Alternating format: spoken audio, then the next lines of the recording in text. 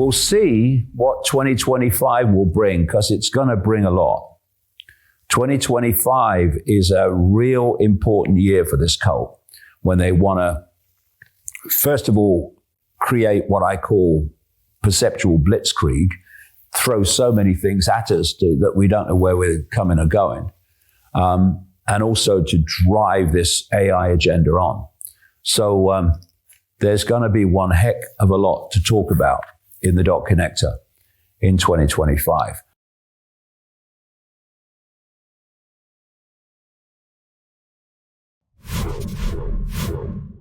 One of the things that I've been emphasizing all through these so many years is for people to speak their truth, to say what they believe to be true, to say what they believe to be right. And of course, when you say that, especially if you're ahead of the curve, you're going to get pushback. You're going to get called mad or dangerous or bitter or whatever, negative. But if what you say has validity, it will eventually be shown to be so. If it doesn't, well, it doesn't. But if you don't speak your truth, and then what you would have said happens,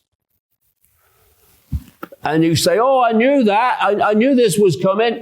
Oh, yeah, of course you did, mate. So you speak your truth, and you take the consequences of it, not that that should matter. They'll think something else tomorrow. And then you see what happens. And there are some things, like Donald Trump and Elon Musk, where I've said things and got massive, massive pushback, criticism, demonization, that wasn't a guess, wasn't a punt. It was a gimme. After 35 years of this, I'm in my 36 now, nearly, there are some things that are so clear that you know they're going to happen. And what we have been seeing in recent days is what Elon Musk, for one, really is. He's a con man. He's conning you. He is a multi-billionaire, hundreds of billions, brackets officially, and he has been imposing his will in an ever more expanded way. And Mr. Free Speech Absolutist, I'm a free speech absolutist, I am. What does that mean? It means I'll censor anyone I don't agree with, which is what's been happening. And I'll come to that later in the dot connector. And then there's Donald Trump. So many people that supported Donald Trump now, not all of them, a lot of them are doubling down in the hope that he'll do what he said he would do. But a lot of people are looking at his picks for his government and his statements on various things, some of which I'm going to come into now. And they're going, what happened to the Trump that I voted for? There was a term I came up with a long time ago called opposames. Opposames are when things appear to be different, opposites, but they're actually the same. And you see the creation of religious belief systems which are, by definition, limited. This is the belief. And if you step outside of the belief, then you are no longer one of us. And therefore, there's all these areas of potential exploration, potential investigation and discovery that you won't go, because if you do, your belief system is in trouble. And then the manipulators to control perception and therefore behavior invented another religion called politics. And what they did was create so-called political parties, broken down basically in a left and a right. And they set them at war with each other. And they have different beliefs. They have different beliefs, but it's very much like opposite religions. Because the end, which in this case is the human fusion with AI, the end, the goal, the outcome is the same. You're just taking people there by different routes based on their belief system. And it's fantastic because although you're controlling both parties, the people supporting those parties fight each other because they don't realize that the people controlling their party are controlled by the same force, which is seeking out the same end. And so you have a situation whereby you have on one side in recent times the wokers of the left, and they are vociferously seeking to censor people and attack people and abuse people who challenge their belief. And they're in positions upon society of their beliefs. And you have this other group at that point called the right, who are calling that out, demanding freedom, and saying that it's a tyranny, a woke tyranny.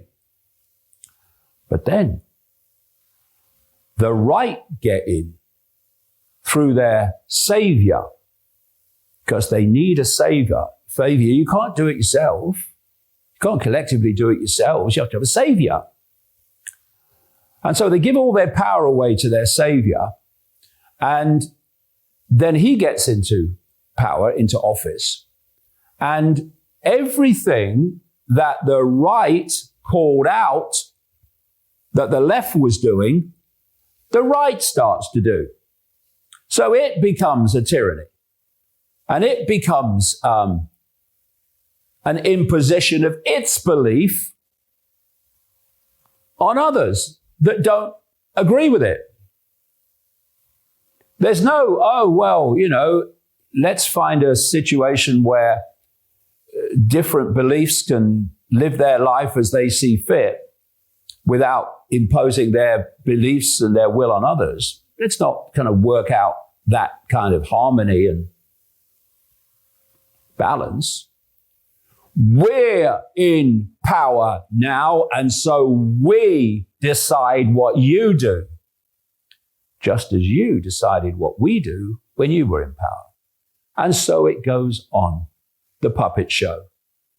And there's the people holding the strings to both sides. And neither side realize that they are actually mirrors of each other. And so you have a situation like this week with Trump's State of the Union address, where the right, the MAGA, who've been calling for freedom and the end of overseas wars and impositions on other countries, cheer when Trump says in his staggering levels of arrogance that America is going to get Greenland one way or the other, just as he announced that America is going to get Gaza, get rid of the people and turn it into a resort for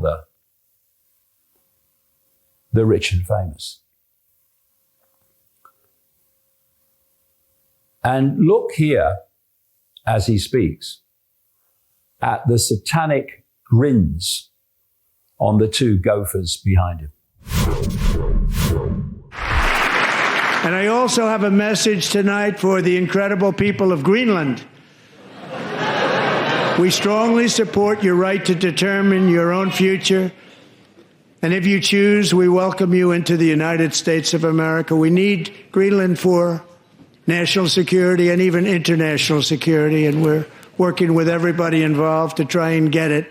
But we need it really for international world security, and I think we're going to get it.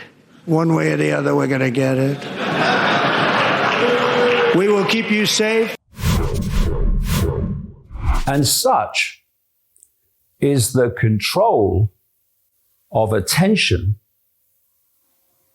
that people can't see that they are what they claim to be opposing. And that's an important point.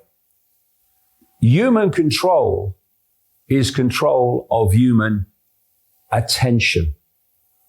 So if I look out into this studio, I can see the range of the studio. But if I do that and focus on my finger with my attention, the rest of the studio disappears.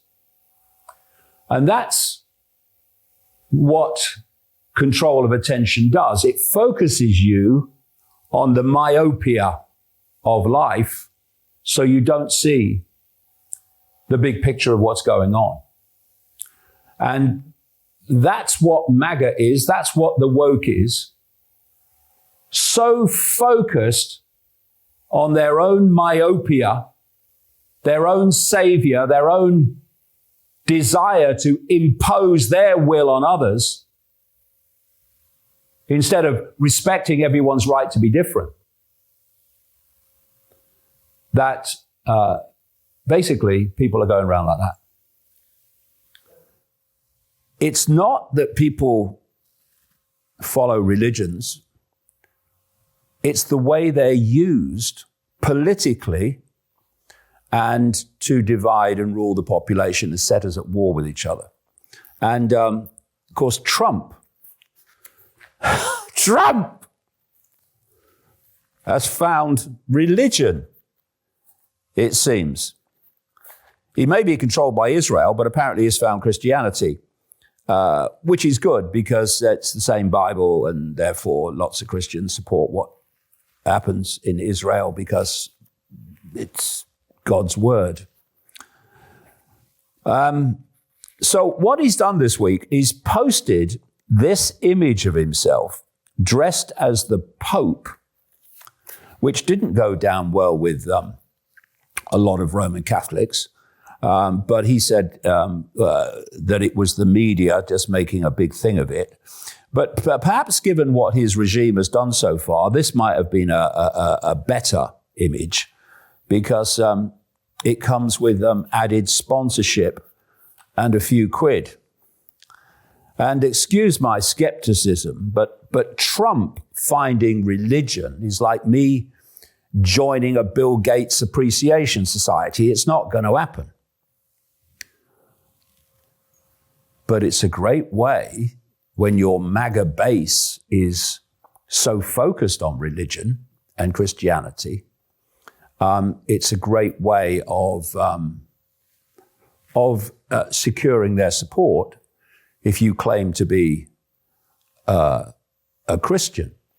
And to give you a feel of the Donald Trump version of Christianity, here's his pastor and spiritual advisor, Paula White. Wherever I go, God rules. When I walk on White House grounds, God walks on White House grounds. I had every right and authority to declare the White House as holy ground because I was standing there, and where I stand is holy.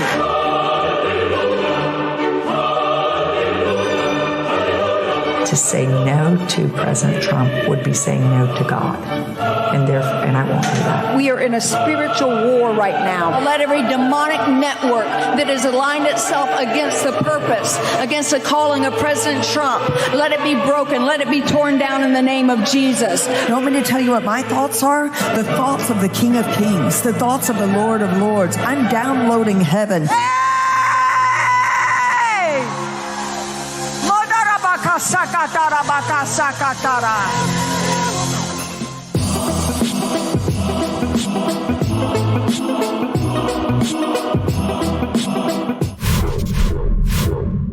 What a perfect spiritual advisor to Donald Trump. And now he wants to share his Christian faith with the nation. We're bringing back religion in our country, and we're bringing it back quickly and strongly.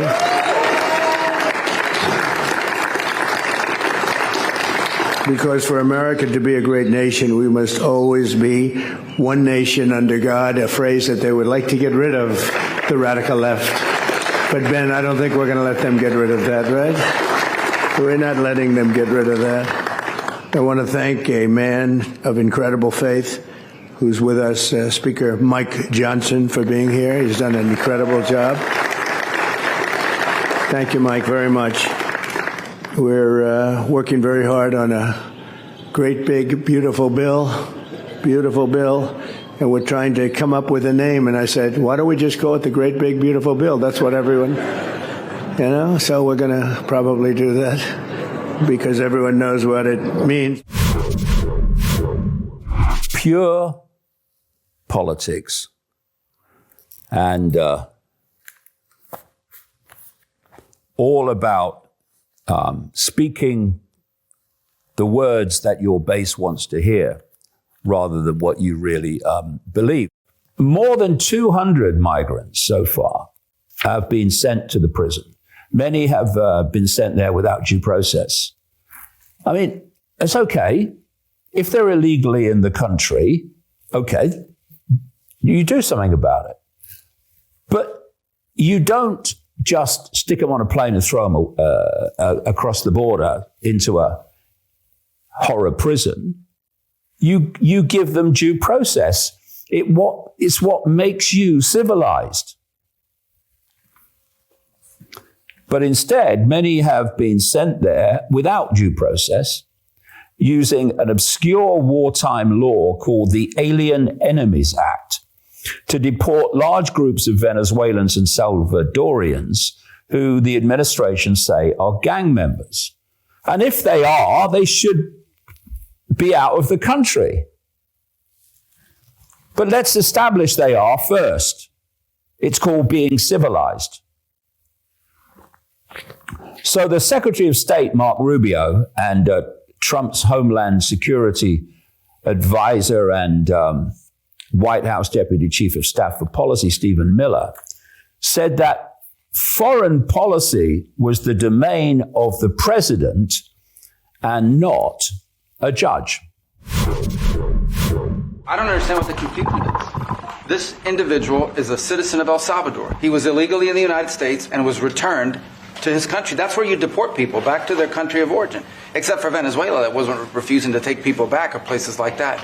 I can tell you this, Mr. President, no, the foreign policy of the United States is conducted by the President of the United States, not by a court.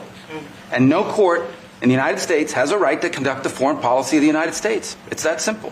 End of story. And that's what the Supreme Court held, by the way, to Marco's point. The Supreme Court said exactly what Marco said, that no court has the authority to compel the foreign policy function of the United States.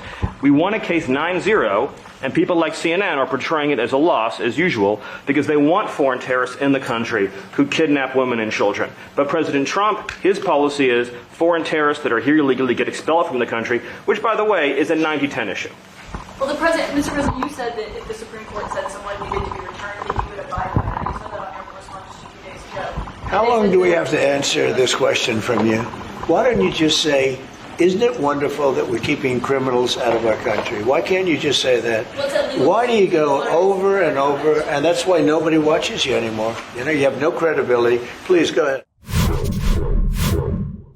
But of course, it's not about a judge dictating foreign policy. It's about a judge saying that what was done was illegal, and therefore you have to bring him back to give him due process. And this whole stuff about not having a judge dictate to Trump is actually about neutering the courts and the judiciary as they have already neutered Capitol Hill, so that Trump basically rules as a monarch. He already is with these executive orders without pushback through the courts. He's dictating swish of the pen, law of the land to 350 million Americans. And what Trump supporters, I would suggest, need to grasp is that this is just the start. Where does this end, given it's only still weeks into the administration, the regime?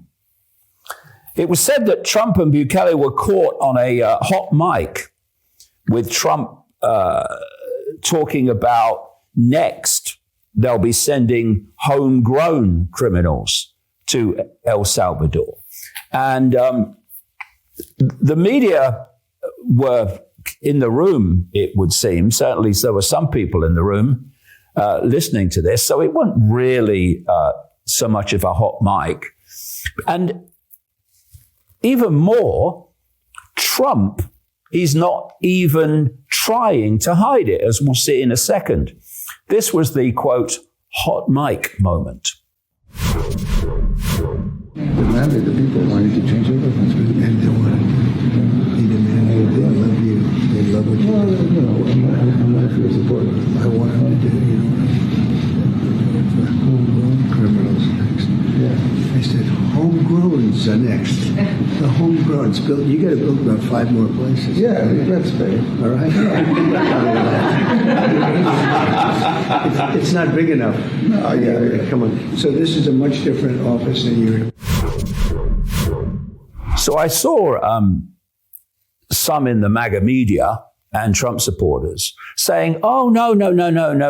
He didn't mean U.S. citizens when he said homegrown. He didn't mean he was going to send U.S. citizens to El Salvador's horror prison. No, didn't mean that at all. Yes, he did. And he was very happy to admit it.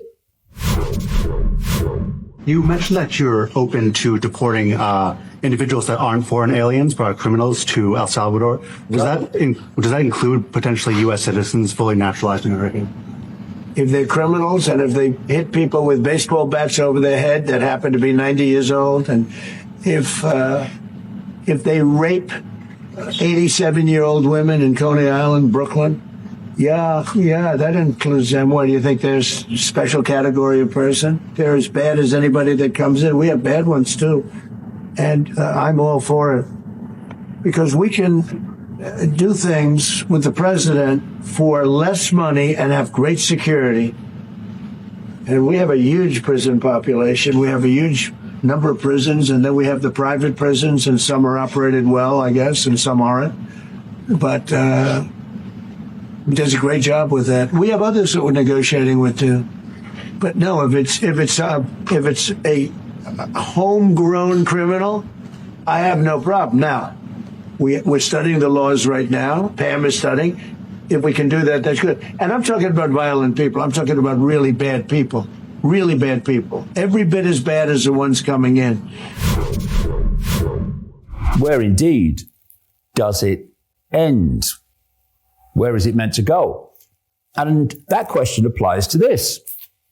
Why Trump turned Roosevelt Reservation into a military zone at the southern border in a move that significantly alters the legal and operational landscape of the U.S. immigration enforcement. President Trump has authorized the U.S. Department of Defense to take jurisdiction over federal lands along the southern border, effectively transforming these areas into military-controlled zones. Okay, I get it. Oh, well, we've got to defend the borders. But turning that borderland into a military zone, where does it end? Where will it be done next? The Cult of Trump. And how appropriate I should be reading the book this week. It's by a guy called Stephen Hassan. And his background is that he was in the Moonies cult, the Unification Church, and a long time ago, and became programmed by it. And after he went through a period of deprogramming, he became a psychologist specializing in freeing people's minds from destructive cults. So that's the background he's coming from. And so let's have a look at what he says. See if you see any parallels. He says, cult leaders demand loyalty and obedience, and their word must be the final truth. None there then. They seek to control the thoughts, behavior, and emotions of their followers. Hassan says the cult leaders are narcissists, and even the more extreme, what he calls malignant narcissists. And they tend to have, one, grandiose, self-centered behavior. And what you see is people like Trump talking in superlatives. Everything is the greatest. Never seen anything like it before. This is historic, and so on. Number two, fantasies of power, success, and attractiveness. A need for praise and admiration. Have you seen these clips of him in cabinet meetings where they allow the media in for a bit? And you've got these members of the cabinet in these various subject areas, and when they're asked to make their contribution, it's like a bloody eulogy to God. Extraordinary to watch.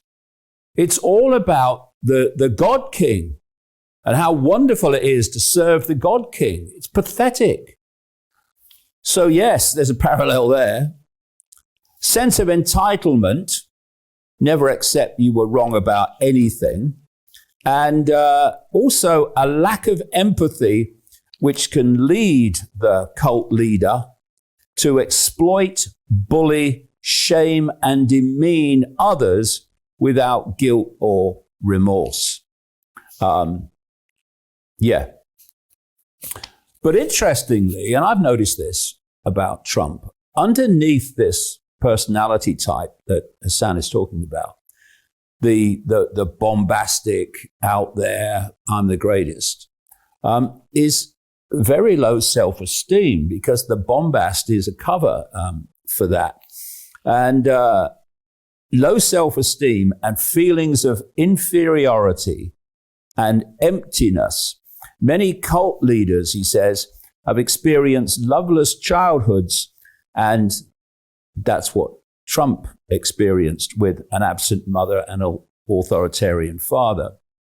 So as you go through the traits of cult leaders, it's clear that Trump And what I'm talking about, the extreme end of MAGA, tick all the boxes. And when I talk about the extreme end of MAGA being a cult, the extreme end of woke's a bloody cult as well, in the same way. So Hassan says the following about the cult leader foundation trait of lying.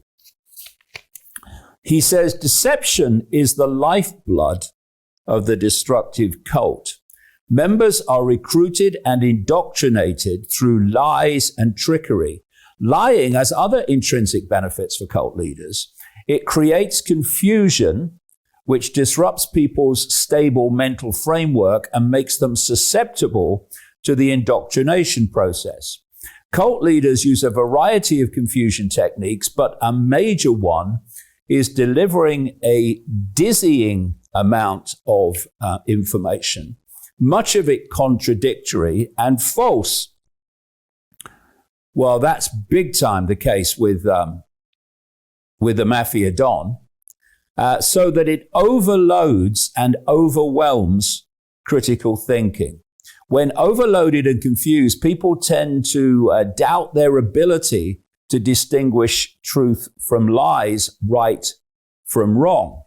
Fundamentally, their sense of identity is left uncertain, giving the cult leader an opportunity to inculcate a new set of beliefs, feelings, and behaviors. A confused person can be easily manipulated and controlled. And this is an important one. People who confront the cult leader with contradictory information, regardless of it being factual, are punished or even banished for speaking the truth. And if we come to recent events, well, that's obviously the case with Trump and the Trump cult. Because while you're eulogizing him and telling him everything he wants to hear, you're fine. But you challenge him even mildly, and he turns in an instant. We've seen this with Tucker Carlson recently when he was pushing back on the bombing of Iran, and he called him Cookie, did Trump, when he questioned that involvement. So the interesting thing is, not only did Trump come out against Carlson and anyone else in the MAGA media who was questioning the sanity of getting involved in bombing Iran, but so many in the MAGA also came out against them, which is what you would expect in a cult. That's how it works. You have Trump's special envoy on the Middle East, a Jewish real estate developer called Steve Witkoff. So he's obviously going to be unbiased in what he does. And Trump, like Witkoff, is owned by Israel. And Israel wants a conflict, has long wanted a conflict with Iran. So this is Trump replying to a question from a journalist about why the personnel are being removed from the Middle East. You provide an update on Iran. We're hearing reports that U.S. personnel are being moved out of the region within striking distance. Well, they are being moved out because it could be a dangerous place, and we'll see what happens. But they are we've given notice to move out, and we'll see what happens. Is there anything that can be done to dial the temperature down in the region? They can't have a nuclear weapon. Very simple. They can't have a nuclear weapon. We're not going to allow that. You know, there's a saying, a motto for the 33rd degree of Freemasonry. It's ordo ab chaos, order out of chaos. create the chaos problem and offer the solution to the chaos. And that is problem, reaction, solution, perfectly described. And what Trump is doing is systematically creating the chaos, the dismantling of the status quo in every direction.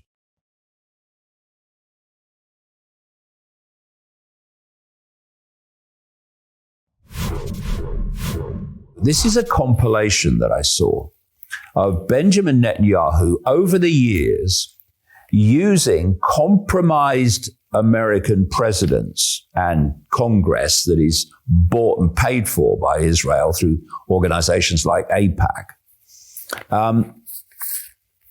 using them to target those that Netanyahu's masters, because he's just a gopher too, want to destroy. And it's good to remember this, because what he's doing now, he's been doing all along. If you take away the Soviet Union and its chief proxy, the PLO, international terrorism would collapse. If you take out Saddam's regime, I guarantee you that it will have enormous positive reverberations on the region. Obviously, we like to see a regime change, at least I would, in Iran, just as I would like to see in Iraq. The question now is a practical question. What is the best place to proceed? It's not a question of whether Iraq's regime should be taken out, but when should it be taken out? It's not a question of whether you'd like to see a regime change in Iran, but how do it... Are there any other nations that you would recommend that the United States launch preemptive attacks upon at this point? The answer is categorically yes.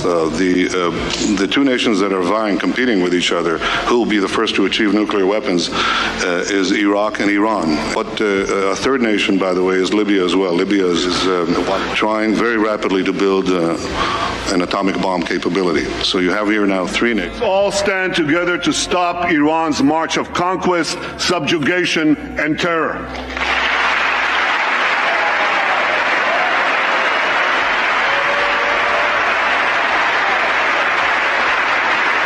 I know that no matter on which side of the aisle you sit, you stand with Israel.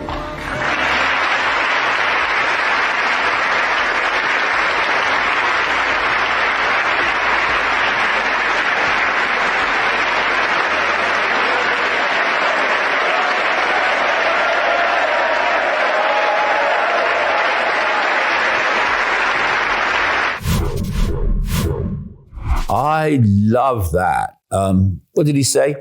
Whichever side of the aisle you sit, you stand with Israel. Yes, because left or right, the puppet show, they're both funded by AIPAC and these other Israel lobby groups. That's why they've all got springs in their bums whenever Netanyahu speaks to Congress. The backside hits the seat and they're back up to continue the standing ovation. They're owned.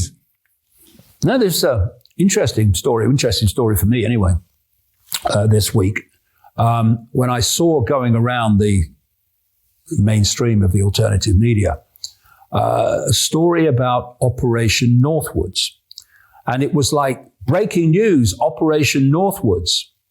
And you see a lot of this in the alternative mainstream of the alternative media, the hijack part, as I would call it, where stuff that proper researchers have known since way back is suddenly reproduced as breaking news. And Operation Northwoods was a plan by the Pentagon to stage terrorist attacks against Americans in American cities, against ships and what have you, to blame it on Cuba under Castro to justify an invasion of Cuba. This was at the time of John F. Kennedy, when he was president, before he was murdered in 1963. And that was in my books from 2001, because it was declassified, Operation Northwoods, in 1997.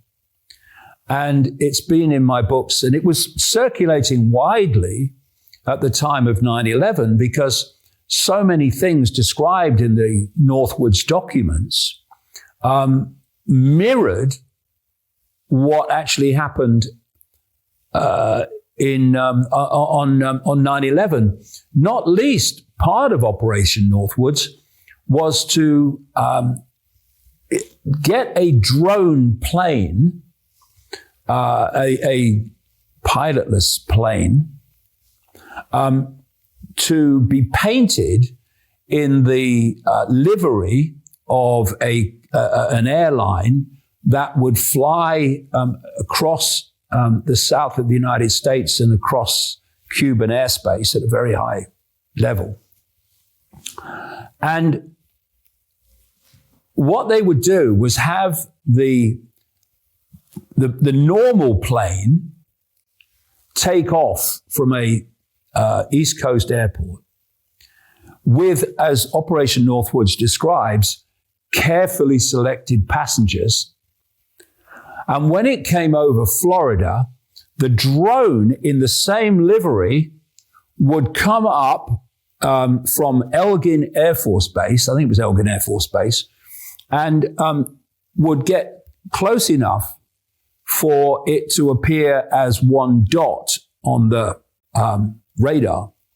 And then the plane that took off would be landed at Elgin Air Force Base and the passengers taken off. And the drone would then continue across Cuban airspace and would be exploded by radio signal.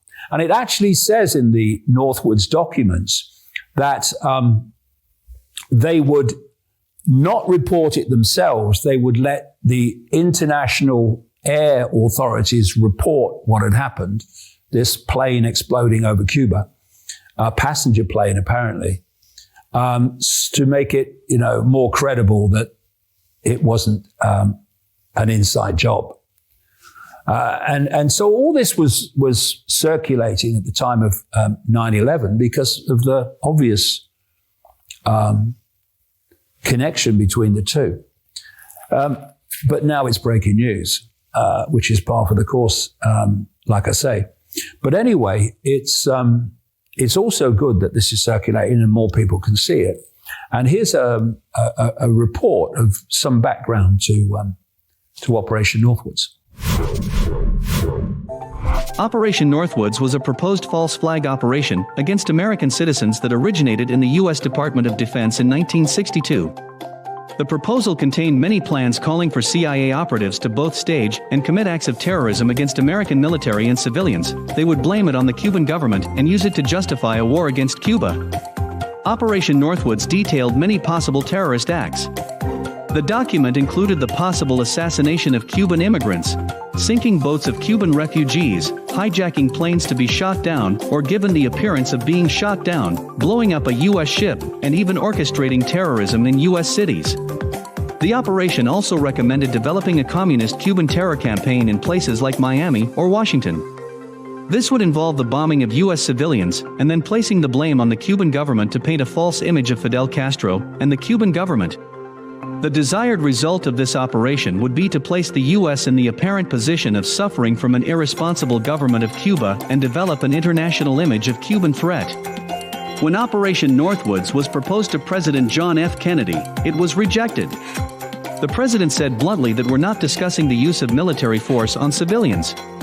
Following the presentation of Operation Northwoods, President Kennedy not only rejected it, but also removed General Lyman Lemnitzer from his position as chairman of the Joint Chiefs of Staff. What is not said there is that, yes, Lemnitzer was fired by Kennedy, but he went on to become NATO's Supreme Commander Europe from 1963 to 1969. The cult looks after its own. And the Trump mouthpiece, Caroline Leavitt, confirmed that the peacemaker president was on board with Israel and its latest bombing that ended the ceasefire. And why wouldn't he be when he has been supporting the mass murder up to this point? So this is Caroline Leavitt saying Trump's behind him.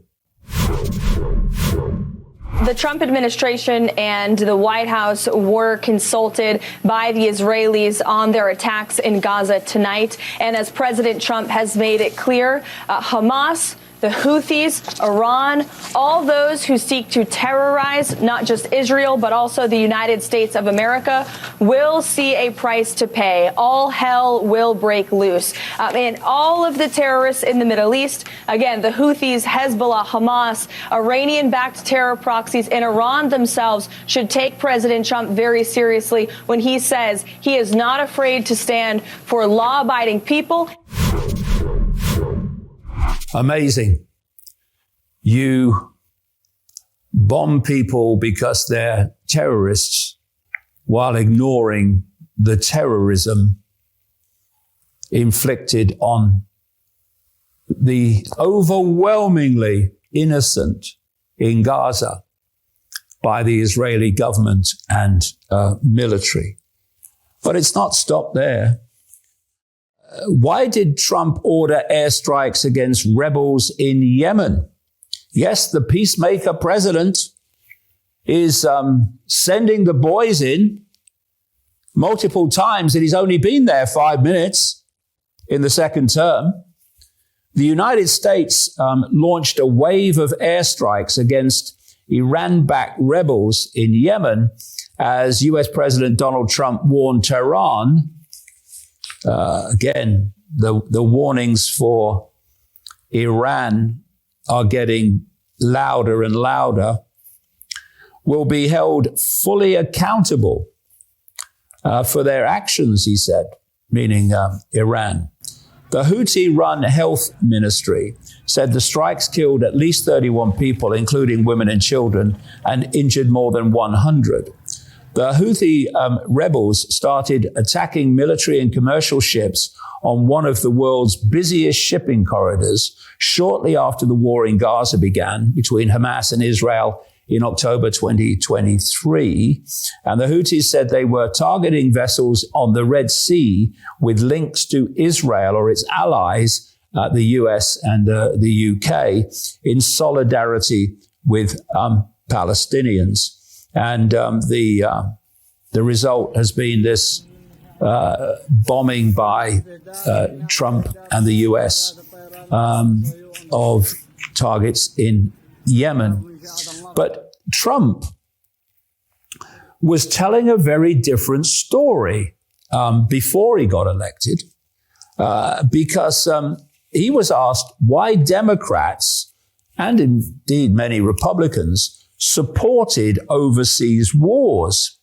And Trump, ironically, gave Yemen as an example where you negotiate, you do the deal, rather than blow the shit out of them. I think it's just a failed mentality. It's crazy. You can solve problems over a telephone. Instead, they start dropping bombs. I see recently they're dropping bombs all over Yemen. You don't have to do that. You can talk in such a way where they respect you and they listen to you. Viktor Orban of Hungary, you know, the leader, they call him a strong man. Who cares if he's a strong man or not a strong man? He's a very powerful guy. He said the problem the world has is that Donald Trump is no longer president. When he was president, China didn't play around, Russia didn't play around, nobody played around, and we had no problems. Today, the whole world is on fire. And all he's doing is telling people what they want to hear. This is what politicians do. Tell them what they want to hear so they vote for you, and then do what you planned all along. And it's a head shaker that Trump is so obviously owned by Israel, going way, way back. And yet the so-called alternative media, actually the MAGA media, some of them anyway now, claim not to have known that he would be so pro-Israel when he came to office. It's a head shaker. And how appropriate, with all this happening, that this week saw the 22nd anniversary of the murder by Israeli troops of the American activist Rachel Corrie. Rachel Corrie, who puts to shame everything that Donald Trump stands for. Here's a little tribute to her. I'm here because I care. I'm here because children everywhere are suffering and because 40,000 people die each day from hunger. I'm here because those people are mostly children. My name is Rachel Corrie. I'm from the United States. I'm from Olympia, Washington. Rachel Corrie became internationally famous when she was crushed to death by a bulldozer in Gaza last year. We are international human rights observers from the United Kingdom, from England, from Scotland, from Italy, and from the United States of America. I've been here for about a month and a half now, and this is definitely the most difficult situation that I've ever seen. In the time that I've been here, children have been shot and killed. On the 30th of January, the Israeli military bulldozed the two largest water wells, destroying over half of Rafah's water supply. Every few days, if not every day, houses are demolished here.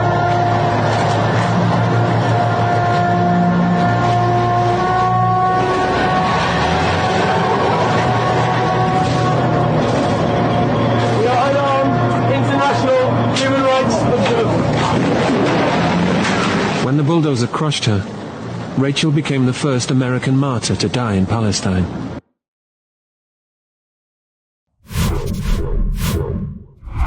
Rachel Corrie, a magnificent human being who died doing what she believed to be right. Now, I just want to show you this video, or part of a video, to give a feel for the mentality that's behind all this. Because whether I'm talking about the big picture of the non-human force that's controlling human society, or whether it's the gophers in politics and elsewhere, they're insane.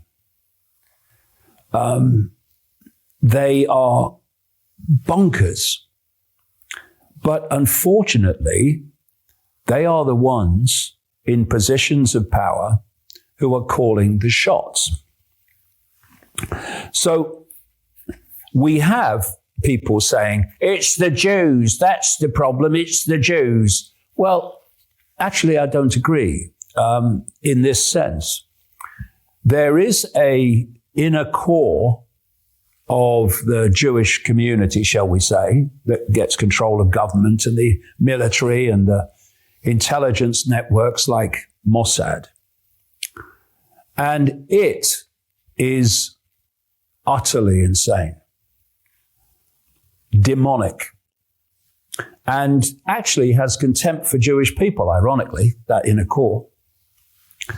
Then you have the large number of Jewish people who are subject to mind programming their entire life, orchestrated by this core, to believe that they are God's chosen people, that God gave them rights to the land and all that, and that the world hates them, so they have to look to their authority to protect them, and to hate Palestinians and treat them and see them like vermin, so it doesn't really matter what happens to them. And then you have another group of Jewish people who are not like that at all. They've seen through the bullshit, and they don't support any of it. I know many of those people. So to say it's the Jews as one kind of overriding group is actually not true. But is so much control funneled through this inner core group?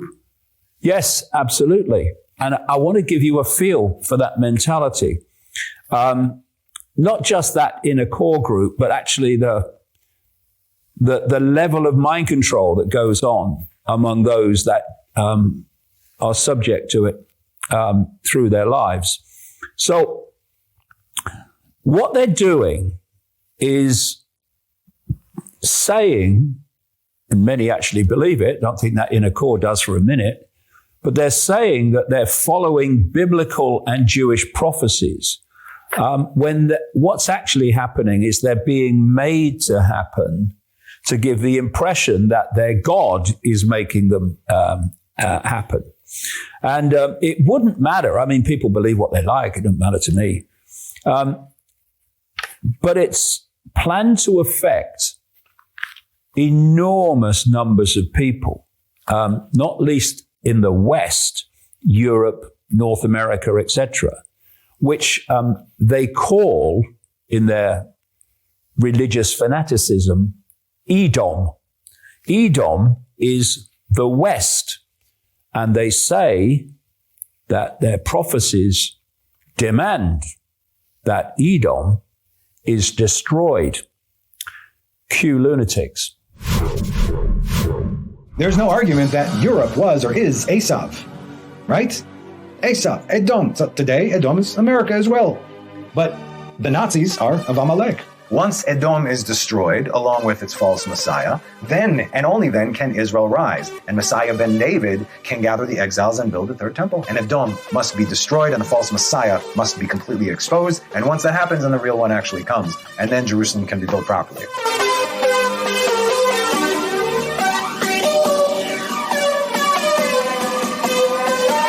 We have whole books dedicated to the destruction of Edom at the end of days.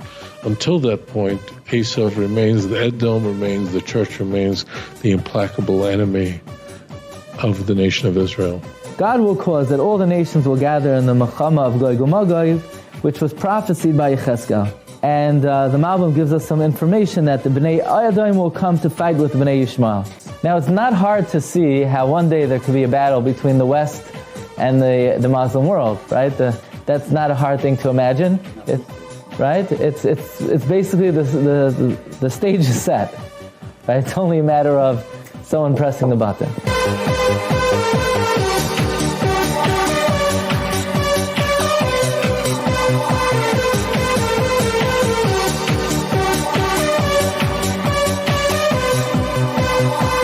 Edom falls. They lose. The Western countries lose this war. Yeah. Like they lost from Vietnam. No, very much not like that. Because it's all their armies, everybody, their whole sovereignty. Their sovereignty is going to be gone.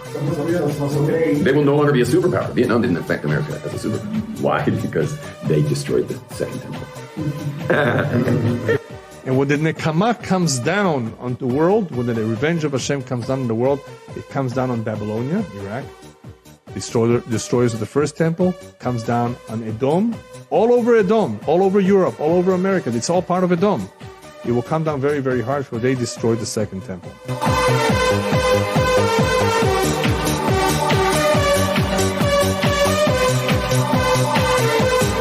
Although there's a freedom and a lot of good things that you can benefit in living in America, at the end of the day, America is still part of what the Torah calls Edom. And Edom, or as the Americans pronounce it, Edom, is still the biblical enemy of Yaakov. These are not friends of Israel. They never will be. Hashem said clearly, I hate Esav. The Jews will take revenge against all the goyim in the world that came from Esav, that tortured them with thousands of years on anti-Semitism. The time for revenge will come. When you see that level of fanaticism, well, it makes sense of a lot that's going on in the world. So often I hear, they'd never do that. Oh, they would. And by the way, talking about this cult, you have people like the leader of Turkey, Erdogan, condemning Israel and telling his base supporters what they want to hear. That's what they do. Trump told the MAGA what they wanted to hear, and they got him in. And yet, Turkey is supporting in various ways what Israel is doing, not least through opening their airspace, but more than that. Because they answer to the cult. Erdogan answers to the cult, not the Turkish people, just as Netanyahu and Trump does. And clearly, the plan has been to target Iran. And Netanyahu has been desperately trying to bring that about for decades, which is why what he's saying now about Iran having a nuclear weapon shortly and oh my God, is what he's been saying word for word, basically, for decades. Here's the receipts.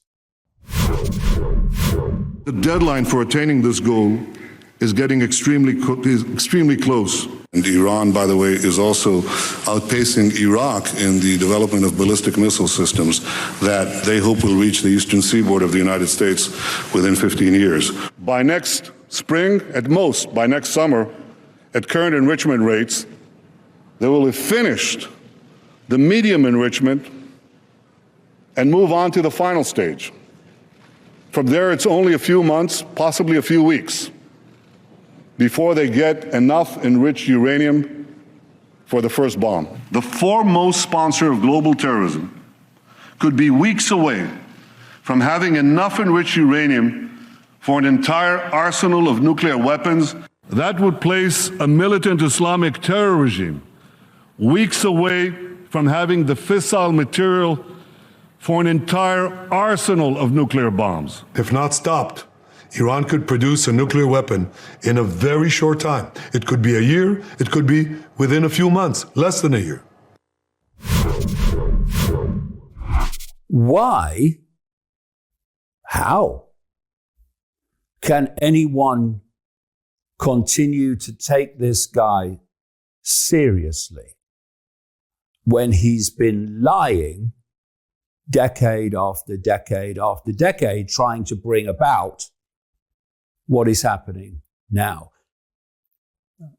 How is he taken seriously within the system? Because the cult has got his back and he's serving the cult agenda.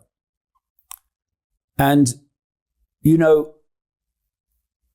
if you want to transform society, you have to destroy the status quo of the society that is already there.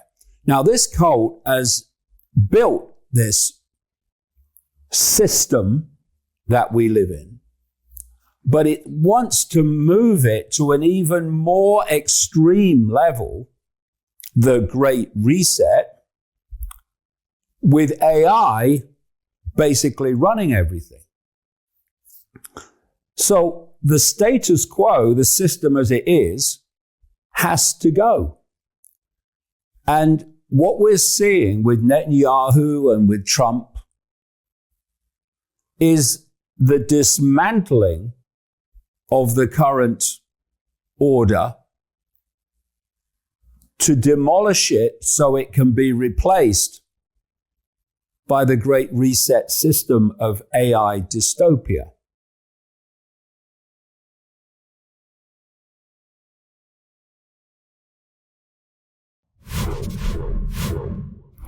I saw a post by this satire site, Babylon Bee, much beloved of Musk, that said, tongue-in-cheek, it says Trump becomes first fascist in history to reduce the size of government.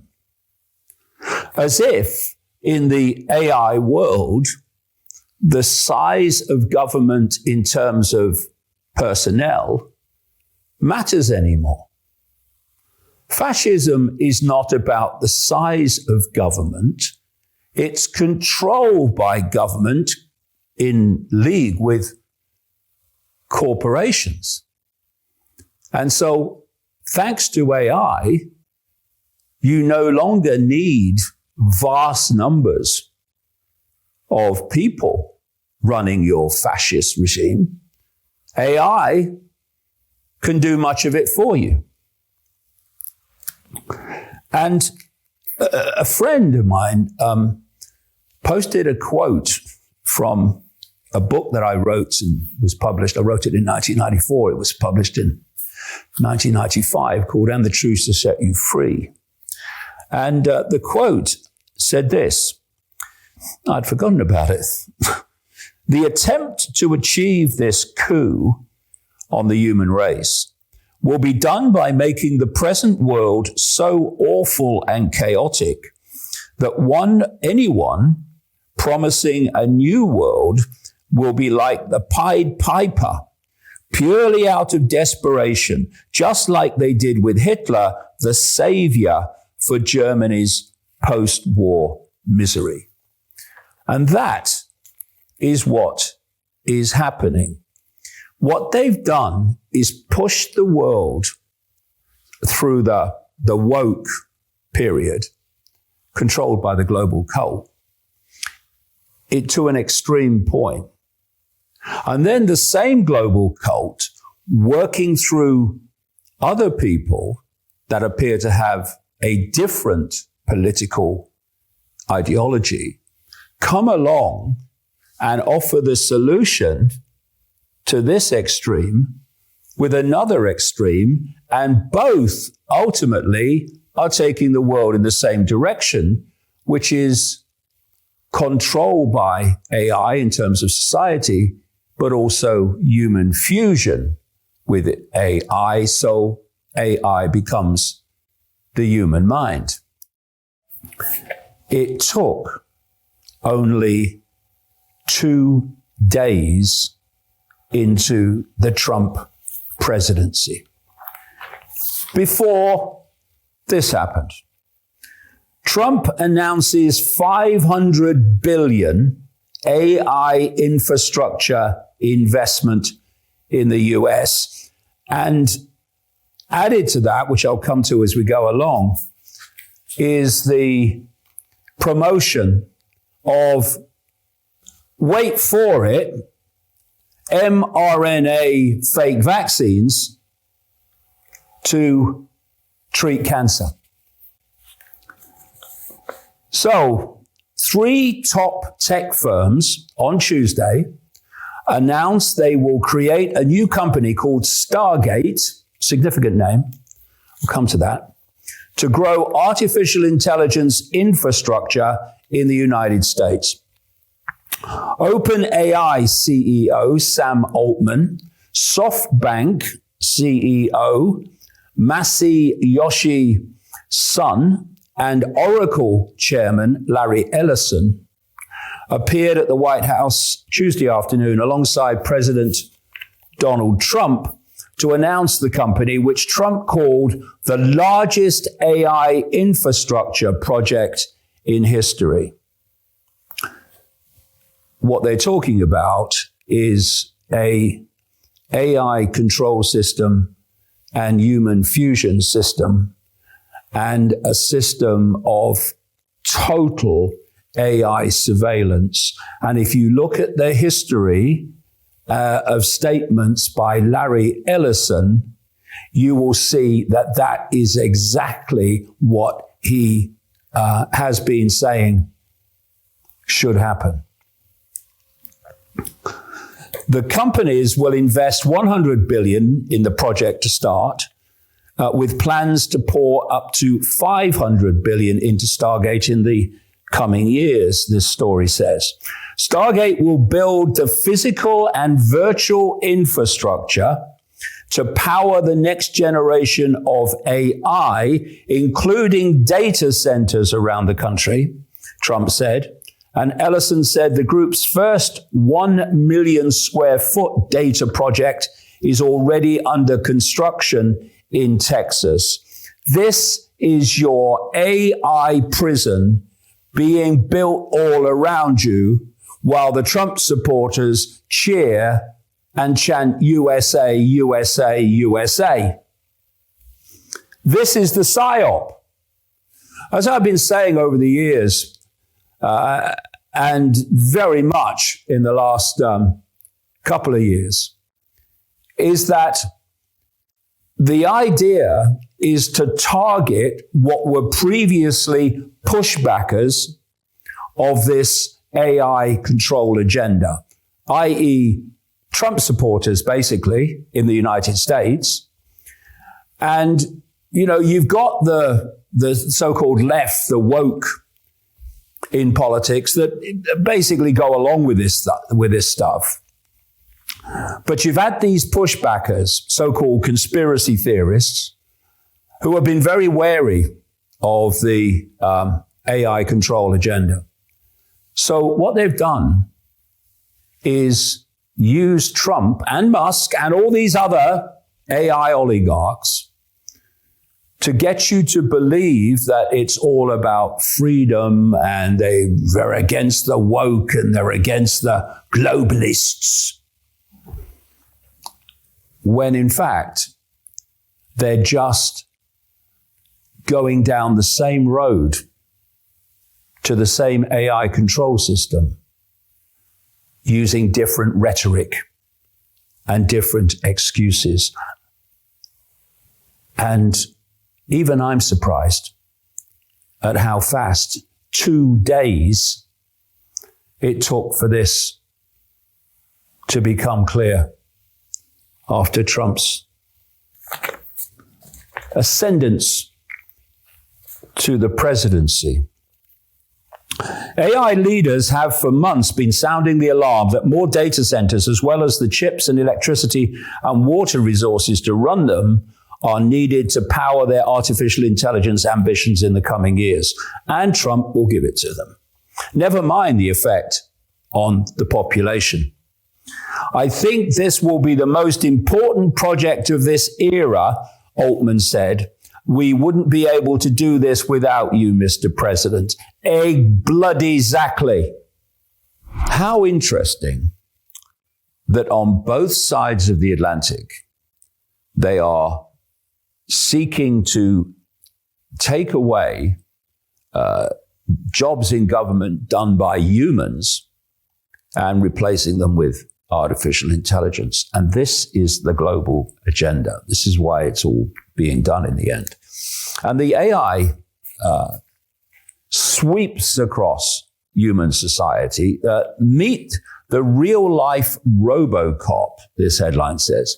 Chinese police show off robot colleagues and his mechanical mutt at the Formula One Grand Prix.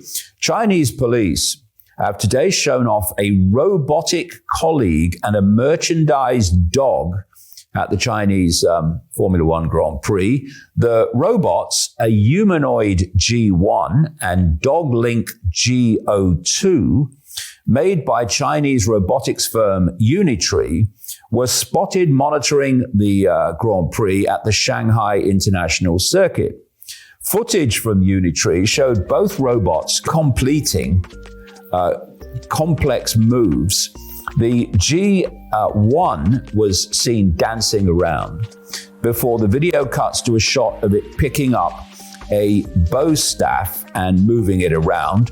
The GO2, meanwhile, was seen jumping back and forth on its legs before getting up on its front paws and waggling its hind legs in the air. It comes just days after chip-making giant NVIDIA unveiled Blue, a cute, advanced AI-powered robot with 2 legs, just 3 feet tall. So whatever's happening in government and all these diversions and we're winning and all this is driving on and more every week, taking over more and more of human society.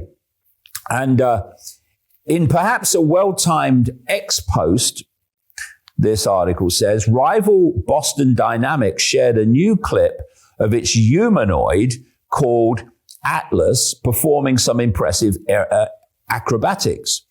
It also crawls on all fours and does a sophisticated bit of breakdancing, but similar to Blue, not all is what it seems to be in the newest clip.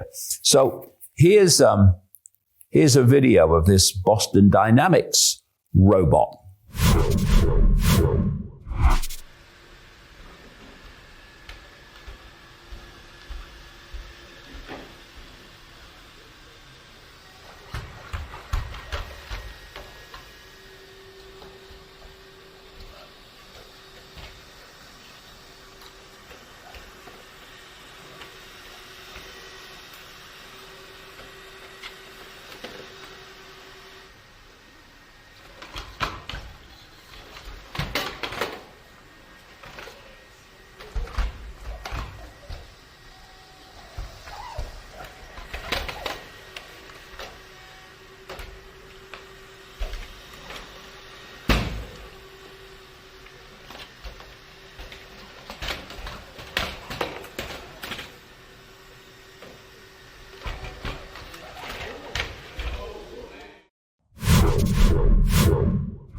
Do we really need that?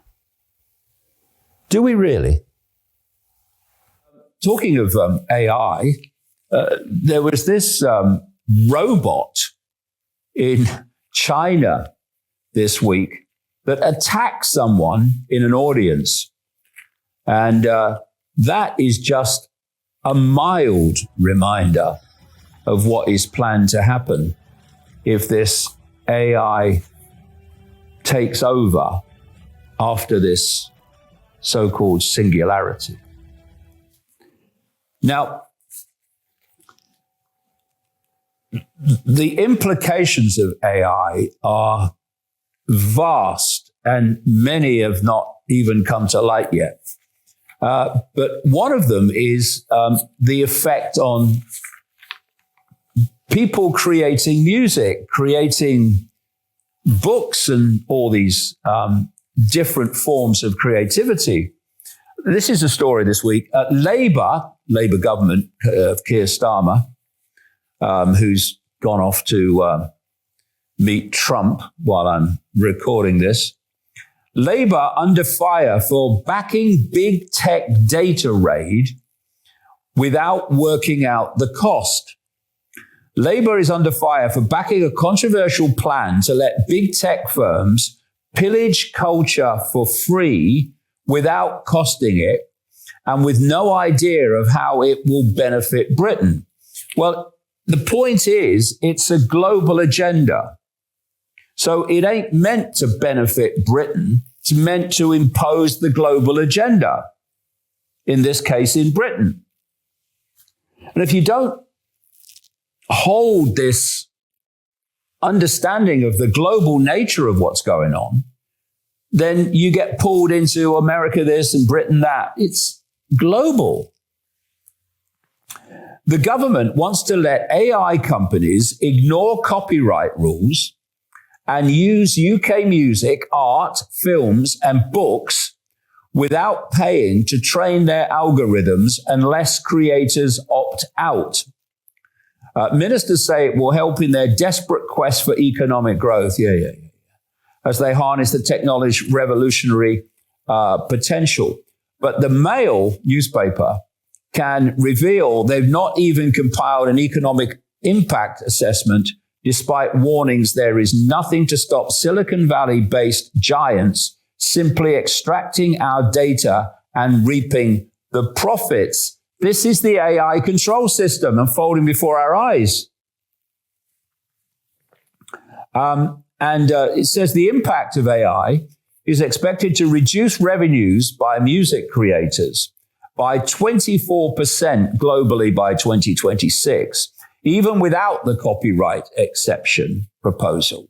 And Baroness Kidron, a crossbench peer and AI expert, said, we cannot put ourselves up for sale to Silicon Valley. That ship has already sailed, unfortunately. And this is a famous DJ in Britain called Paul Gambaccini, who wrote this article about the impact on music and musicians of this AI takeover. My voice was used by AI to promote a dreadful cartoon, he says. It was sheer theft. And he talks about how soulless, fake, derivative, and artificial AI music that lacks everything that makes music magical is ripping off the great musicians, past and present. And he talks about how it was used with his voice, so it sounded like him. He's got quite a distinctive voice, Paul Gambaccini. It was a promo, he says, for an animated movie, a dreadful piece of rubbish featuring the Three Musketeers as dogs, blue-tinged fluffy dogs, and they look like pets for the Smurfs, drawn by a child of limited artistic talents. And over the top was my voice proclaiming it to be the most wonderful and hilarious thing I'd ever seen. My accent, my delivery, my way of using pauses and inflections and rhythm were being perfectly mimicked by AI. It was sheer theft. And people have sent me examples of my voice being used in videos, saying things I would never say, promoting things I would never promote, and it's all AI. Now, this is the world we're going into, and that your Musks and your Trumps are taking us into.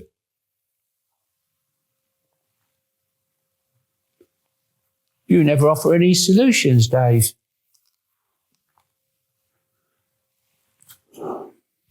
Now, to facilitate the AI takeover, you have to trash the old system and fire humans so AI can take over. And that, of course, is exactly what's going on in the United States currently. And this is the Zionist Stephen Miller, the White House Deputy Chief of Staff for Policy, a former White House Director of Speech Writing for Trump. And he's demonizing federal workers and turning the population against them. I mean, the hatred that you see for federal workers in America now is extraordinary. Like I said earlier, fire them all. What?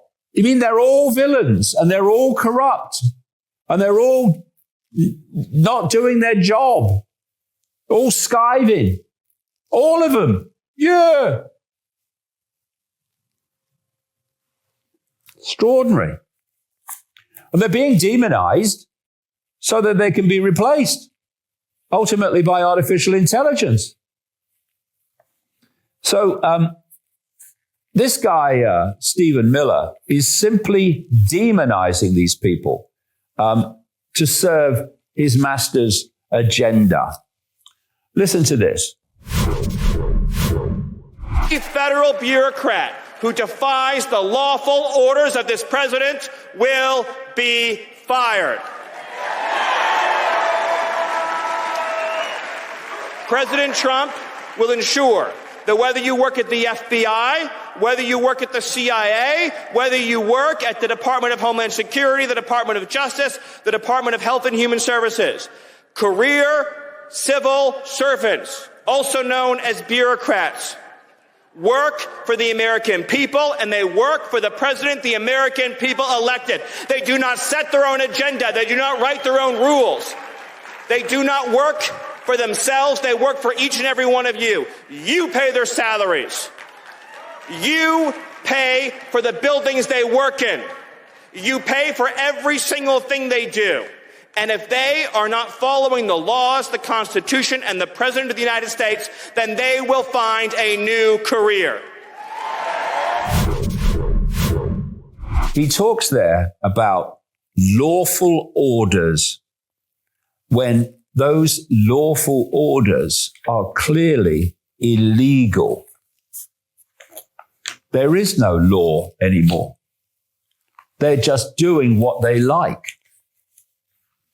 Look at my books back in the 1990s, talking about the fact that world government, centrally dictated world control, is the plan in all this. And through AI, you can actually control even from a central point globally. And that's the idea.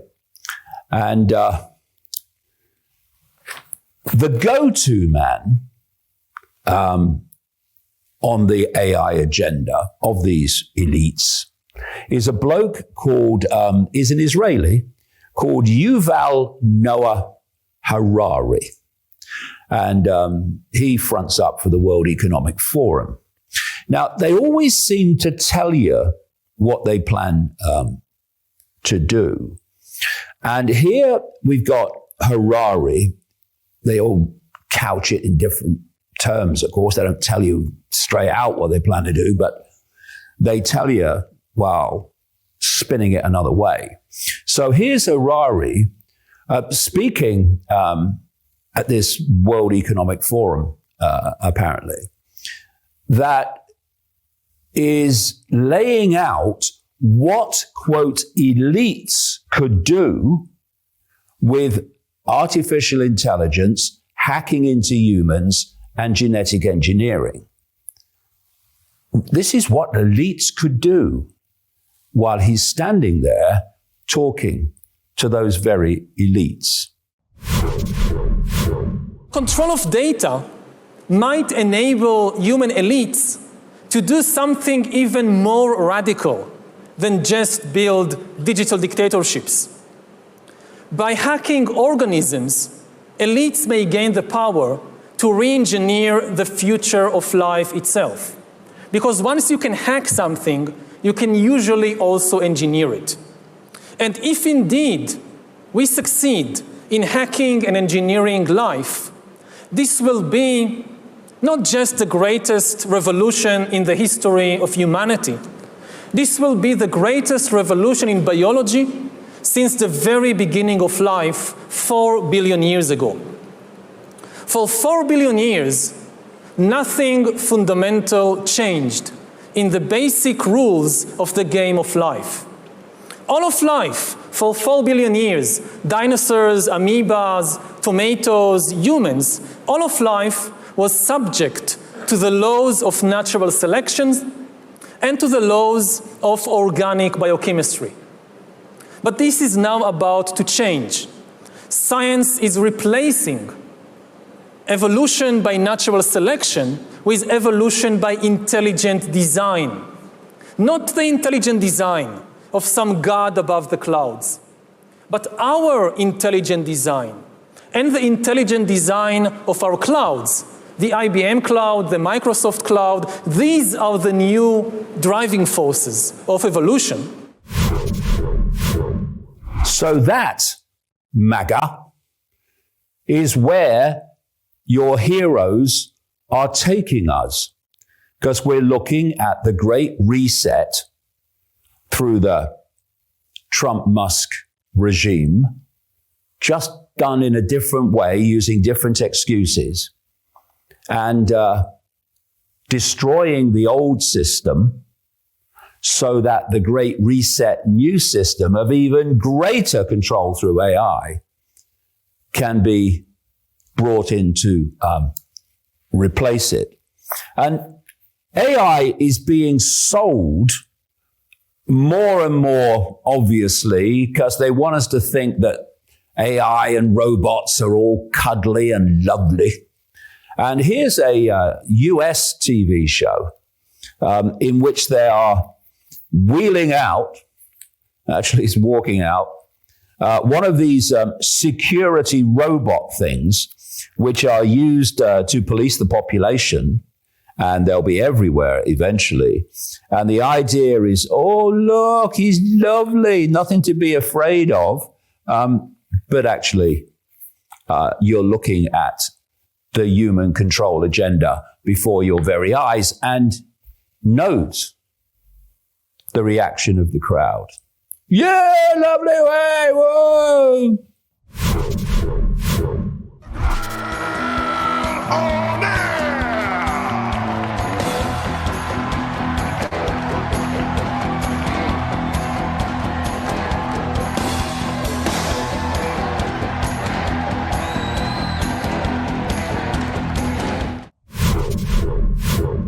A few people can't control the world. It's a bloody doddle.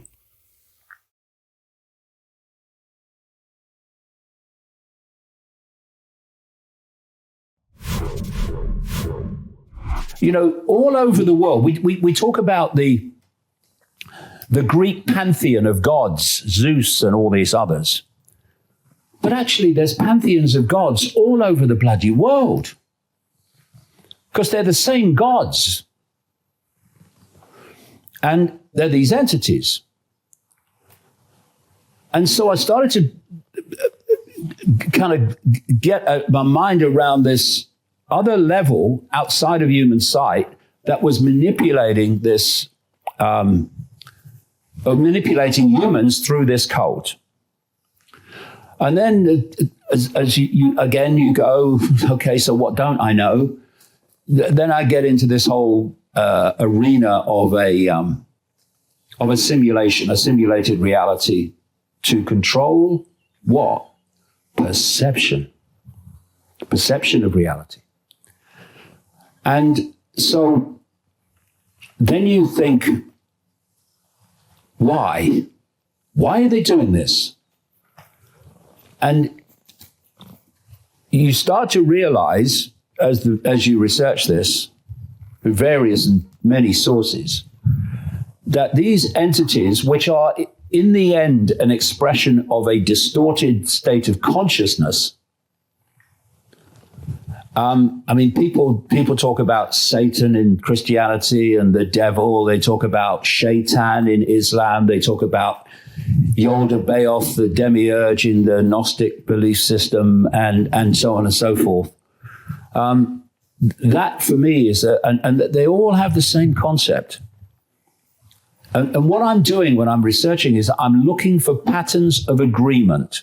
You find endless patterns of disagreement in the detail, but what are the patterns of agreement?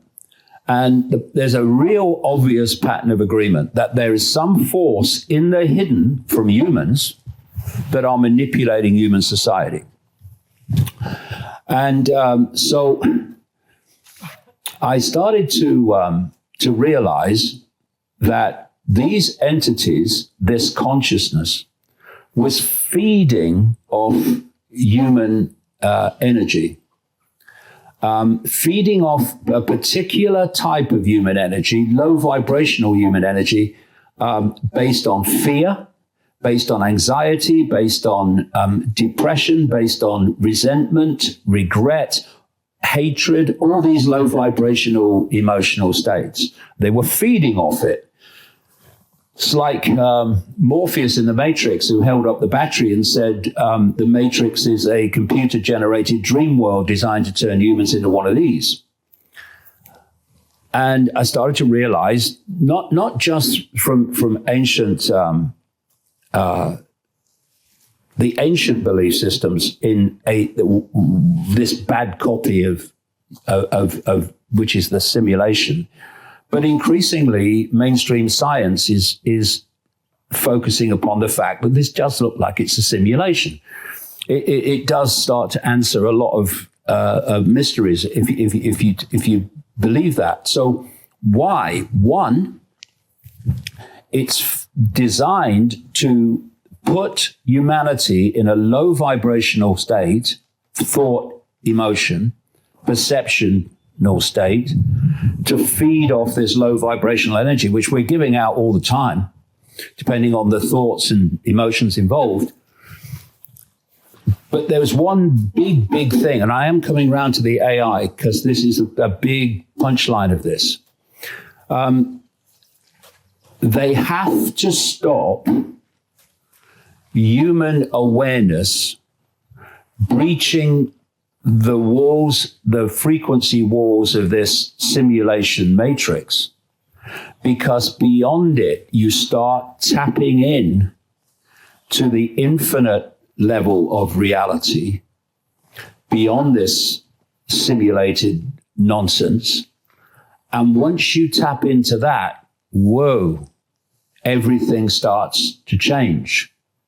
You start to see things, understand things, become aware of things intuitively, instinctively that you weren't aware of before, because you've tapped into that level of awareness that knows these things. You know, when you look through history, or what we call history, and you see these people who knew things, which even science today are only just kind of, even if they are even getting there, are only starting to get there, what they already knew. It's because they were able to tap into this level of awareness, like this infinite library of knowledge, which most people are not, because the idea is to keep you in a low vibrational state so that you don't breach the walls of the matrix. So you're in this world and you are of it in terms of the information that's available to you. I watched a BBC documentary by a filmmaker called Louis Theroux, and he went to the West Bank. The West Bank is officially Palestinian land under international law, but it's been more and more occupied by Jewish settlers on the road to taking the whole thing over. You know, that there were American sanctions against the Israeli settlers who were stealing Palestinian land and stealing their homes. But soon as Trump came in, he deleted those sanctions, which is not a surprise because the super Zionist Miriam Adelson handed over to Trump for his election campaign $100 million on the understanding that at some point in his presidency, he would sanction and agree to the annexation of the West Bank by Israel, so they just kind of absorb it. And Theroux went through the different examples of these Jewish settlers in the West Bank. And the whole basis of their sense of right to that land was from Old Testament texts written by who knows when, in who knows what circumstances, but we still today seem to believe that because that says that, that must be the arbiter of what happens in 2025. And he spoke to this lady called Daniela Weiss, who apparently for 50 years has been campaigning for the Jewish occupation of the West Bank. And you've only got to hear this lady talk for a few minutes to see the validity of what I'm saying about self-identity being the driver of human division and therefore human control. She was saying here that there's a Palestinian settlement called Beta, but she didn't care about that. She didn't even think about that. All she thought about was getting more and more Jewish people to take over the West Bank because it was their right. Settlers do not wake up in the morning or do not go wait for sundown to attack. No, no, no, no. Why should we wake up in the morning and think about violence? Why? Our life is good. Because you want the Palestinians to leave. No, no, no, no. You've said so. I said that what is on my mind all the time is how to bring more people to settle the land. This is a new development by Jews. This is Har Bracha. This is Yitzhar. Here we can develop, here we cannot develop. I never think in terms of, I know this is Beta. Mm-hmm. I don't think about Beta. Why not? Because I think about, I'm a Jew. The people. I'm a settler. The people. I'm a human being. Yes, you are. So are they. So I do not think about this. You're thinking about tribalism, thinking of your own people to the exclusion. It would be understandable to think of your own people or your own children first, but to think about other people, other children, not at all, that seems sociopathic. I can... Doesn't it? No, not at all. This is normal. Well, it's normal if you're lost in a fake self-identity, where you think that what you are is Jewish, and therefore you have the right to impose your will based on what other people called Jewish were told through the Old Testament, i.e. they are the chosen people of God and they have a right to that land and all the rest of it. And you see,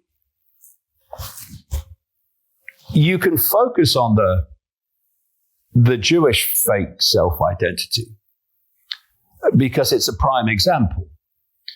But then you look at all the others. What is Muslim or Hindu except a fake self-identity if you don't realize that what you are is consciousness having that brief experience? So it's interesting, you know, these self-identities are actually programs. They're like software programs. So apparently there's about 5.4 billion of the, we're told, 8 billion humans currently are either self-identifying as Christian, as Muslim, or as Hindu. And then you look at where they come from. And the vast, overwhelming majority of all of them are Christian because they were brought up Christian, are Muslim because they were born in a Muslim country or a Muslim environment. And they're Hindu for the same reason. So, if those people that now call themselves Christian, Muslim, or Hindu had been born in other places and in other environments, what would they call themselves now? They call themselves Christian, even if they're Muslim now. They'd call themselves Hindu, even if they were Christian now. It's a program.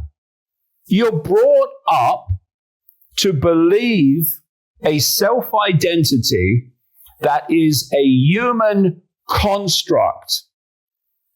And as a result of that, you can be played off against each other to divide and rule, to create all the chaos, upheaval, and conflict that are essential to the few controlling the many. So, I left, I was in a cult within Islam. I mean, some would argue that Islam's a cult, but I was actually in a cult called Ahmadiyya. And the cult believes that the second coming of Jesus came along in 1898 in Qadian, India. So I grew up in that cult. I was born in Scotland into this cult, not knowing any better, that Jesus had already come and gone. And so most Muslims didn't think of me and my group of people at the time as being Muslims. I've left that cult. I left that cult a long time ago because I just wasn't comfortable with the teachings, even as a kid. I wasn't comfortable with the teachings of Islam, of the God that was presented to me. I thought he was a very childish, petulant, worship me, and if you don't, you're going to hell kind of thing. It was like, what kind of God is this? If a God of love wouldn't really care if you worship them or not, because we're flawed, we're only human. And then I looked at other religions and I thought, well, the Christian God and the Jewish God are the same Abrahamic kind of gods, same wrathful, petty, childlike gods. I'm not really into this either. So I kind of rejected religion, but I sensed that there was still something bigger. I did not believe that this was all just by accident, evolution. Yeah. And I think the reason why a lot of people also find you quite threatening is because they are coming from a religious background. So the Christians will be like, oh my God, he's all New Age and he's anti-God and he's evil, he's doing the devil's work. But the truth is, you're not. You make it very clear, you're not New Age. And, no, I'm not. You're rejecting religion and that wrathful God. Yeah, what isn't serving the devil. Yeah, what I find when I observe the world is that religion is everywhere, and I don't just mean what my father used to call bricks and mortar religion. Oh yeah. I mean belief systems that are on the same theme in the way they work as religion. For instance, you mentioned the New Age. I say the New Age is a religion. And you've got all the other major religions. But then I look at science. It's a religion. There's an orthodoxy. That's the religious story. There are the holy books. They are the orthodoxy science books. And anyone that goes outside of the orthodoxy is marginalized. They're a blasphemer. They're banished. It's the same thing. You are a wonderful example. All you were doing was asking questions rightly about a hoax, and you were marginalized and dismissed and thrown out because you're a blasphemer against the orthodoxy. And what is the orthodoxy? Oh, it's whatever they tell me it is. Yeah, okay, right. You're a doctor, right? Yeah, I'm a doctor. Whatever they tell me I am, yeah. And it's... religion is everywhere because religion is a belief system, okay? This is a massively important area. So you've got this simulated reality, which is created to not just to control, but to mesmerize our perception of reality. So we're living in a reality we think is solid and everything, when you only got to do a little bit of research to realize it's not. It's all illusory. But you have to keep people from that expansion of awareness, true awakening, to realize the nature of the true I, which is consciousness, a state of being aware. You've got to do everything you can to stop that expansion of consciousness. So what you do is you get people to identify with the labels of human and the subdivisions of human, the IMRs as I call them. IMR Muslim, IMR Christian, IMR black, IMR white, whatever. And you are trying to put people, working to put people into limitations of perception. Limitations of perception. And that is the opposite of, okay, I think I got this. Now, what don't I know? Expansion of awareness, expansion of questioning. No, I've got it now. I've got it. I'm a Christian. I've got it. So what's a Christian? Well, what it says here and what that guy in the frock tells me. And then you've got, you say to someone else, and so what are you? I'm a Muslim. Okay, what's a Muslim? Well, it's what's in this book and what this man tells me. It stands in front. Okay, you're a Jew. What's that mean? Oh, well, it means I go to the synagogue, like he goes to the mosque and he goes to the church, and it's all in a book. And that guy in black tells me what's going on. Hindu, same. And then you've got right-wing politics, left-wing politics. You've got all these New Age. They all have their rules and regulations and their limitation. So, and that's the idea, to put people into belief systems that are unquestionable. That means you've circled the wagons around your mind. And so, if you are a Christian or a Muslim or a Hindu or right-wing politics, left-wing politics, whatever, there are areas you immediately deny yourself. Areas of research, areas of potential understanding, you've denied them. Because if you go there, well, I might come up with information that means that I've got to leave the Christian belief system because they don't make sense anymore, or the Muslim belief system, or the Hindu belief system, or the right-wing politics belief system, left-wing politics belief system, cultural belief system. And so instead of doing that, because people have this desire to be part of a group for some reason, I've never had it my entire life. That's why I've always worked alone. But that denial to stay within the groupthink, the belief system, means that vast, massive numbers of humanity deny themselves all these areas of potential research and exploration.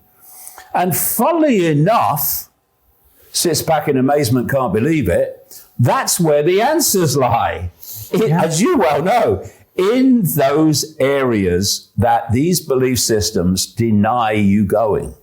Absolutely. I mean, and just, you call them religions, I call them all cults, whether it's a climate cult, whether it's... Another religion. A cult. Yeah. Religious cult. Yeah. Because the other thing about, because it's a cult, because the analogies you gave were perfect, but there's a leadership, an authority, then there's the indoctrination, and it's enforced by the fellow cult members.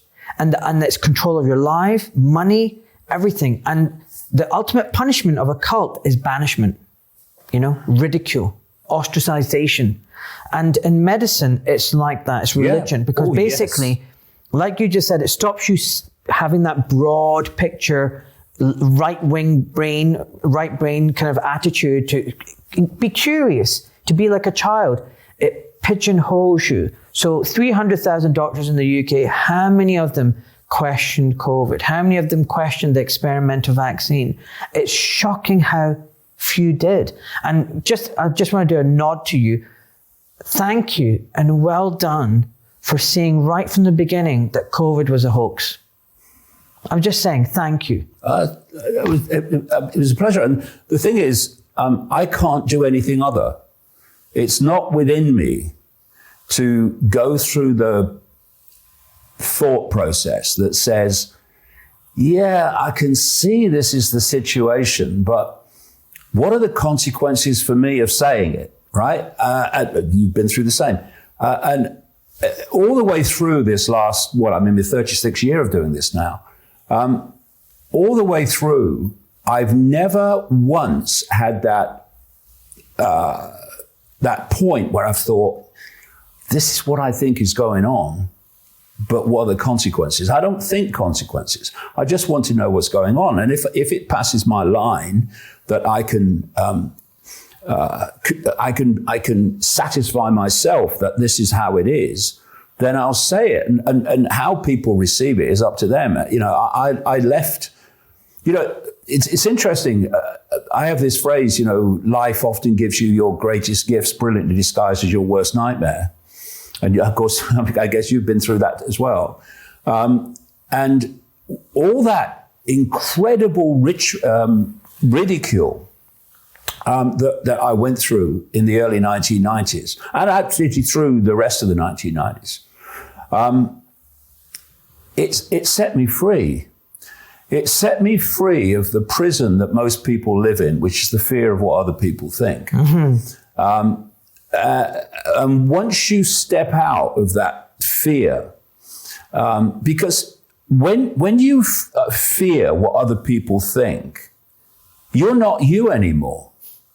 You are what they say you should be. Yeah. And from my perspective, I'm not having it. I will be what I am, not what you say I should be. And what that does, especially when you let go of this fear of what other people think, because from my experience, I'm sure yours too, is people who say one thing and ridicule you, they stop you in the street a few years later and ask you what's going on. So you know, but the thing is, if you don't say it at the time because you fear what people will think, then it's no good years and years later saying, I knew this was going to happen, because people will go, yeah, sure you did, mate. The alternative media in America now is Christian Trumpism. That's what it is.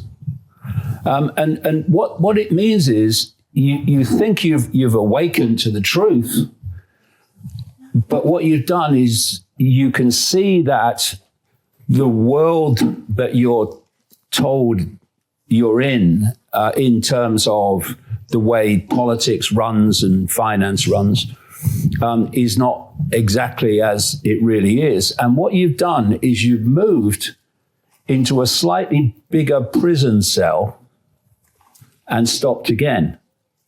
Got it now. Got it. And so when you constantly pursue, okay, so what don't I know? It takes you into areas that different parts of society think are extreme and far out.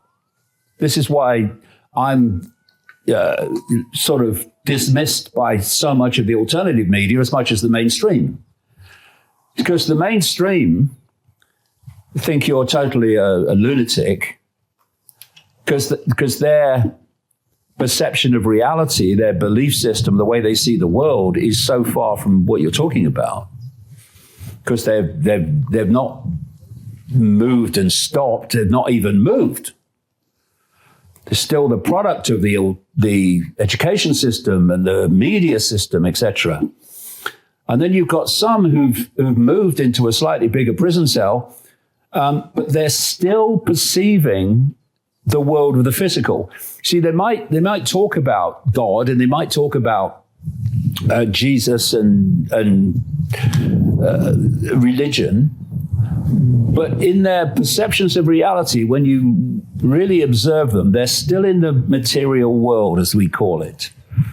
And then what I also see are people that they get to a point which they call spiritual, where they are expressing their spirituality as a form of escapism. It's like, okay, I'm spiritual now, so I don't have to think about all that stuff. And I get stick from them because I'm negative. You're negative. You mustn't be negative. And the same people are saying, you must not live in fear. Oh, knowledge is not negative, and it's not positive. It just is. So it's how we receive and perceive knowledge that dictates if we see it as a positive or negative thing. So when I'm talking about some of the the challenging things that are going on, some people will say, oh, that's negative, you're frightening people. While as other people will say, oh dear, I didn't know that. Thank you, thank goodness I know that now, because I'm more informed, I'm less scammable now. And it's just about how we receive knowledge. It's like when people say, I'm offended, I am. Well, choose not to be. It's a choice. You know, I get abused all the time and stuff on the kind of internet and all that stuff, but I choose not to be offended. So it doesn't affect me. If I choose to be offended, it affects me. But that's my choice. And, you know, if we fall for this idea of I'm offended, what that means is we're saying someone else controls my life, not me. Someone else controls my emotional balance or imbalance, not me. And yet we can make a different choice and not externalize power over our emotional state and our equilibrium simply by letting it go in one ear and out the other. Here's a couple of stories to finish on, which kind of reflects a lot of the research I've been doing in the last few months for a new book. Dead Sea Scroll breakthrough, AI analysis proves the ancient manuscripts are even older than we thought. These are the Dead Sea Scrolls, which it says, this article, surely among the most historically and biblically important objects known to humankind, found in caves near the Dead Sea. I've been there, actually, Qumran, nearly 100 years ago. These ancient manuscripts have transformed understanding of Jewish and Christian origins. Well, it depends which way you look at it. Confirmed the Bible? Not really. Penned among or upon the 1,000 scrolls were profound religious texts, hymns, prayers, legal codes, commentaries, and more. Until now, the scrolls have been assumed to date somewhere between the 3rd century BC and the 1st century AD. But according to new AI analysis, some of the scrolls date back as far as the 4th century BC, nearly 2,500 years ago, while the experts only analyzed about 1/10 of all Dead Sea Scrolls. They hope AI could continue to reveal more about their history. And the other story is that scientists uncover second hidden city beneath Egypt's Giza pyramids in discovery that, the headline says, rewrites history. Scientists who revealed an underground hidden city in Egypt have announced the discovery of a second city they say proves the existence of a massive subterranean complex linking the Giza pyramids 2,000 feet beneath the surface. The newly discovered shafts and chambers could rewrite history if confirmed to be true. The team of Italian researchers first claimed to have uncovered vast underground structures below the Khafre pyramid in March, igniting fierce backlash from mainstream archaeologists. And famed archaeologist Dr. Zahi Hawass is the team's biggest critic, saying it's impossible for the ground-penetrating radar to see thousands of feet below the surface. Hawass has had a go at me in the past. So they're in the right company, because if he's against it, it's probably true. Undeterred by the scrutiny, the team has now reportedly detected similar shafts beneath the smallest of the 3 pyramids at Giza, months after their initial findings below Khafre. So we'll put these two put these two stories together and how they connect into the research I've been doing over months now. And it's when you go back to the ancient texts, whether it's the Dead Sea Scrolls or the original Hebrew texts of what became the Old Testament, and most importantly, if you go back to the Sumerian tablets that originate thousands of years BC, you see common themes if they are correctly translated.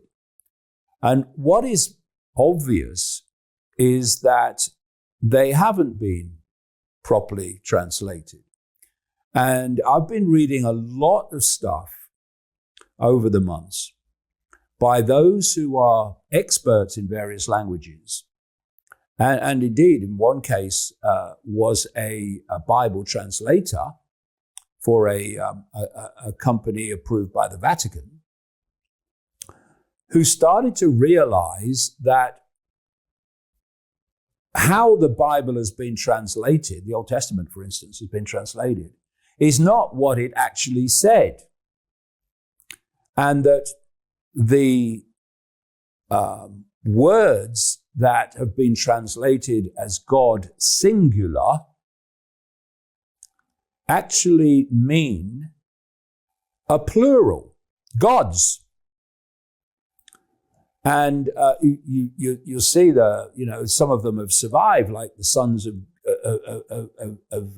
gods, sons of the gods who interbred with the daughters of men. It's been translated as sons of God in the Bible, but if you go back to the original, it's sons of the gods. And you then start to look at the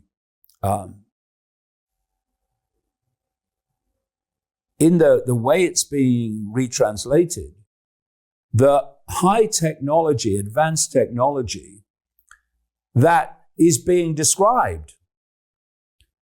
So you have these gods, plural, who kind of arrive, and they have high technology.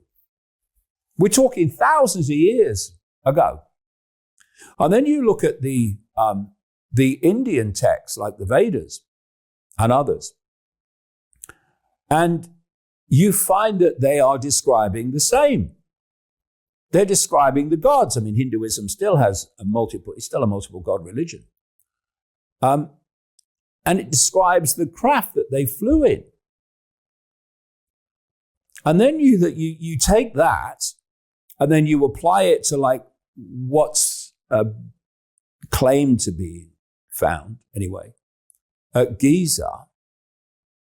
And you see all these other fantastic, unexplainable by the official history of a primitive people, unexplainable, fantastic structures in the ancient world. I mean, I've been in Peru and seen a wall, an ancient wall, just outside Cusco, in the Andes. And you see these stones, and they're absolutely bloody enormous. Their weight, I mean, you're talking hundreds of tons in some cases. And they're fitted together, even though they're all different shapes. They're fitted together, and you can hardly get a piece of paper between them. You look at the pyramids and these other structures that we would absolutely struggle to build today. So what if there was an advanced non-human race in the ancient world that built them, and all the others all over the world? And when you then look at the various ancient texts from all parts of the world, you find that they're describing the same phenomenon. Whether it's in Central America or North America or Asia or wherever, Australia. And it completely rewrites not only history as it's been given to us, but it rewrites the whole foundation of what we call religion. And I'm going to put it all together in a book, which I'm kind of almost finished now. And see what you think. Controversial. Yeah. So anyway, that's the dot connector.